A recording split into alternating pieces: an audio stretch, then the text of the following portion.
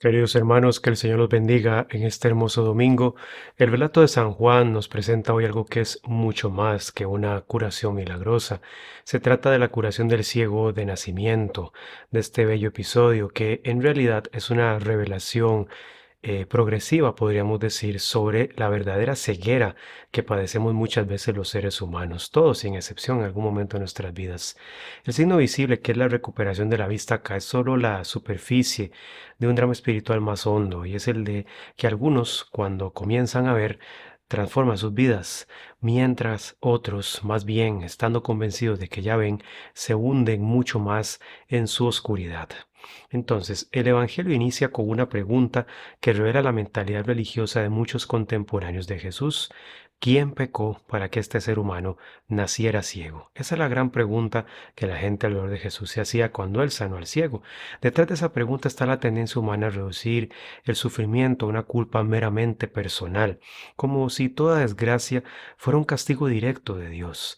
Jesús llega acá y rompe con esa lógica tan estrecha de miras. No se detiene a buscar culpables, sino que nos revela que en la fragilidad humana puede también manifestarse la obra de Dios.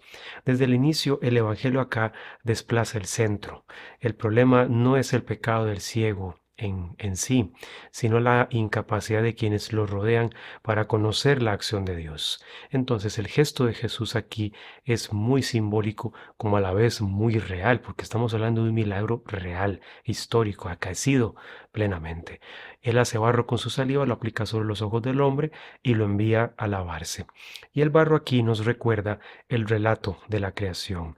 Recordemos que Dios, al crear al ser humano, lo modela del polvo de la tierra, modela su cuerpo del polvo de la tierra. Entonces aquí Jesús actúa como el creador que trasciende la enfermedad y los males congénitos, restaurando en este episodio particular la capacidad de ver de esta persona.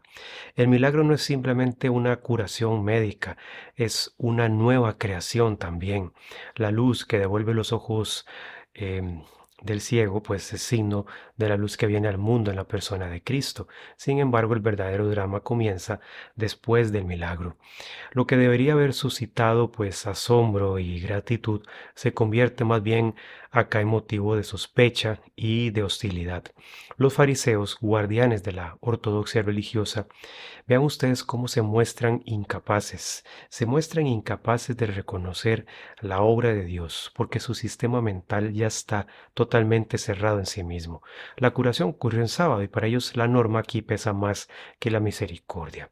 Aquí el Evangelio también nos revela entonces una de las críticas más duras de Jesús contra esta religión farisaica. Cuando la ley deja de servir a la vida y se convierte en un instrumento de control, de opresión y de sufrimiento inútil, termina oponiéndose a Dios mismo. Lo más inquietante es que los fariseos no carecían aquí de información. A ver, es que no estamos hablando de unos ignorantes que estaban tanteando a ver qué sucedía.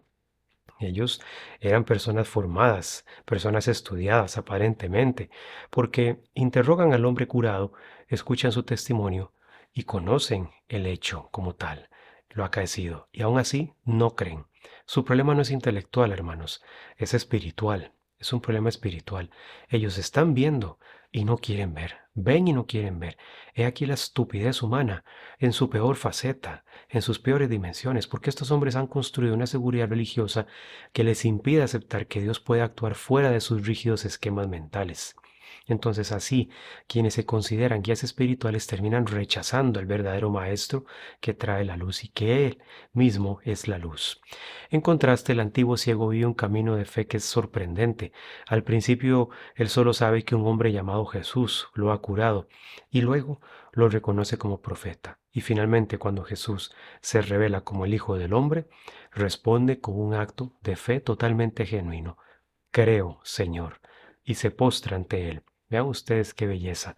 Este itinerario nos muestra cómo la fe auténtica suele crecer gradualmente, a partir de la experiencia concreta de la acción de Dios en la vida de cada quien. Entonces la reacción final acá de los fariseos es, por otra parte, brutal. Expulsan al hombre. Es una reacción brutal y misericordia. Vean ustedes que cuando la religión se vuelve rígida y defensiva, prefiere excluir antes que convertirse al verdadero Dios, sea la orientación que sea la que tenga esta religión.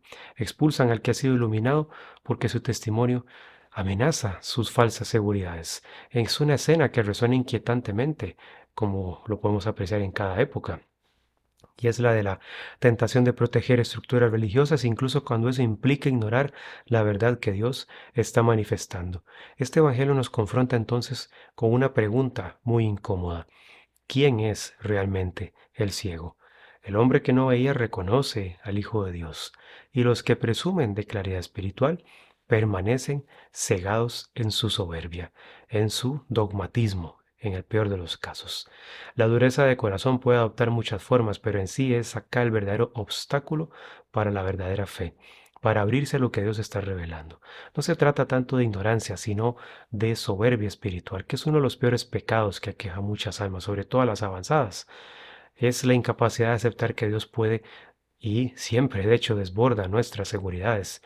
La enseñanza aquí es clara y exigente. Dios no vino a aliviar solamente sufrimientos visibles, sino a revelar la luz que desenmascara nuestras tinieblas interiores. Entonces, quien se reconoce necesitado, con gran humildad, con gran contrición, puede recibir la verdadera luz, puede recibir la verdadera vista. Quien se cree dueño de la verdad para excluir a otros, corre el riesgo de quedar atrapado en su propia ceguera. Por eso este Evangelio es también una invitación urgente a la humildad, a la virtud de la humildad, a dejar que Cristo toque nuestros ojos y nos enseñe una y otra vez a ver con la luz del Señor, con la luz de su Padre.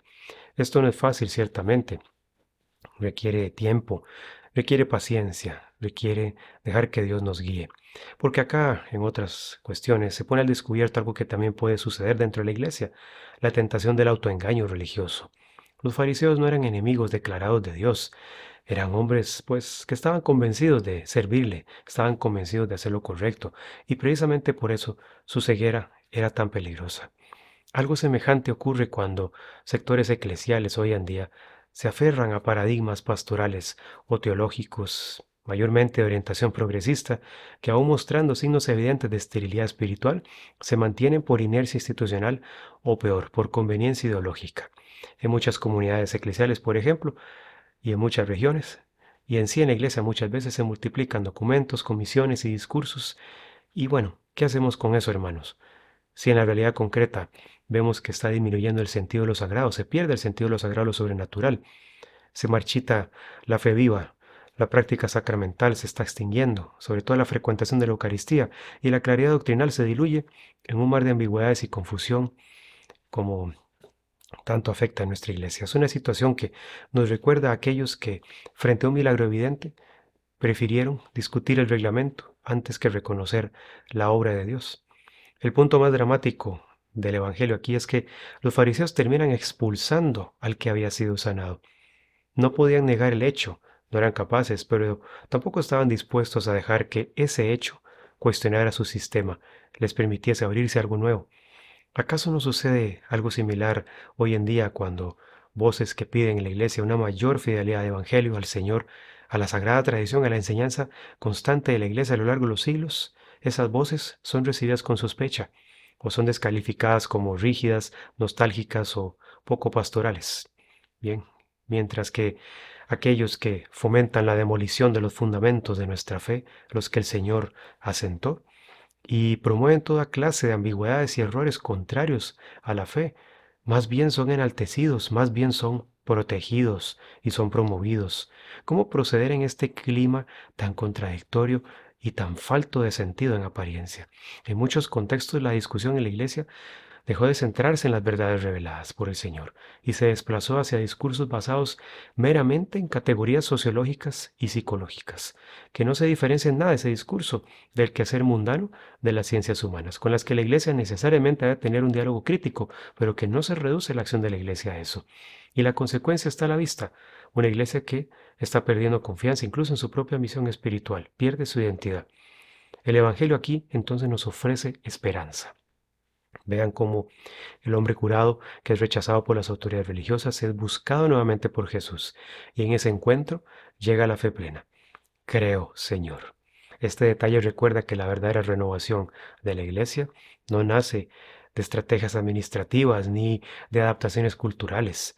Nace primeramente de un encuentro renovado con Cristo, que devuelve la vista espiritual. Todo esto, otro, vendrá por añadidura. No digo que no sea importante, pero es añadidura. Porque cuando la iglesia vuelve a beber de esa fuente que es el Señor, que es la adoración del Dios verdadero, que es la búsqueda de la santidad, que es la verdad proclamada sin miedo, la iglesia ahí recuperará su capacidad de iluminar al mundo. El mayor peligro para la iglesia no es la hostilidad externa, hermanos. Esa hostilidad siempre ha estado ahí a lo largo de los siglos.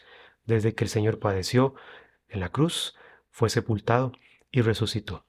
El mayor peligro en realidad es la crisis interna que la iglesia padece, es la ceguera que nace del orgullo espiritual y de la acomodación cultural que vemos tanto hoy.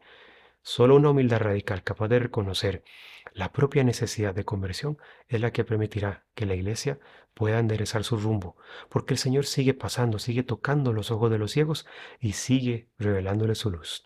La pregunta decisiva es si estamos dispuestos a reconocerlo, a reconocer su luz, o si vamos a actuar como los fariseos del relato. Preferiremos proteger nuestras seguridades, nuestras falsas seguridades, antes que dejarnos iluminar. Entonces, es algo que necesitamos meditar mucho. La iglesia está fundada por Cristo mismo y es sostenida por el Espíritu Santo, y las puertas del infierno no prevalecerán contra ella. Esa es la promesa del Señor. Pero ante la crisis que la iglesia está padeciendo hoy en día, necesitamos realmente abrir los ojos y dejarnos iluminar por el Señor. Nos vemos entonces hasta el próximo domingo, si Dios lo permite.